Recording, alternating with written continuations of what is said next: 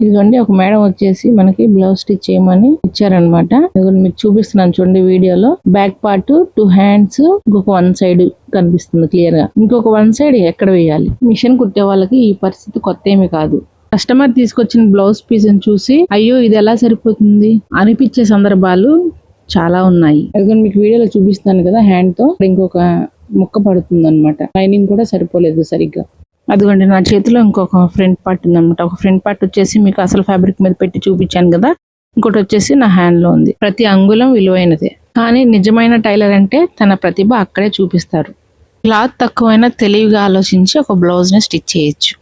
Customer ని పిలిచి చూపించానమాట blouse stitch చేయడానికి. ఇట్లా క్లాత్ తక్కువ ఉంది సరిపోవట్లేదు అంటే, ఇలా శారీలో ఒక 8 to 10 ఇంచెస్ పీస్ తీసి మీకు బ్లౌజ్ పీస్ ఉంది కదా దానికి అటాచ్ చేసి స్టిచ్ చేస్తాను ఓకేనా అని చెప్పి అడిగాను. తను ఓకే చెప్పారు. కొంతమంది ఒప్పుకోరండి, అతుకులు పడినాయి కదా ఎట్లా ఏంటి అని. కొంతమంది ఒప్పుకోరు, అందుకని పిలిచి చూపించారనమాట. కొంతమంది చాలా డీటెయిల్డ్ గా ఉంటారు, చిన్న మిస్టేక్ ఉన్నా కూడా యాక్సెప్ట్ చేయలేరు అనమాట. అంతేలేండి, డబ్బులు ఎవరికి ఊరికే రావు కదా.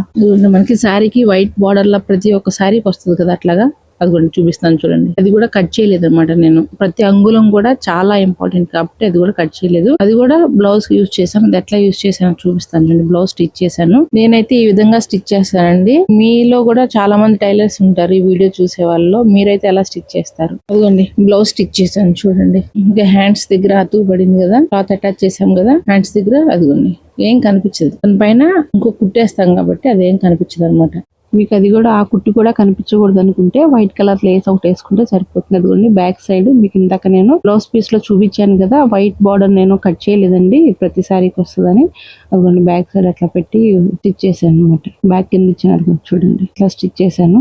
ఎట్లా ఉంది ఐడియా? మీకు నచ్చిందా? ఒకవేళ మీరైతే ఎట్లా స్టిచ్ చేస్తారో మర్చిపోకుండా కామెంట్ చేయండి. వీడియో నచ్చితే లైక్ చేయండి. ఇలా స్టిచ్చింగ్ కి సంబంధించిన వీడియోస్ కోసం మన ఛానల్ ని సబ్స్క్రైబ్ చేసుకోండి.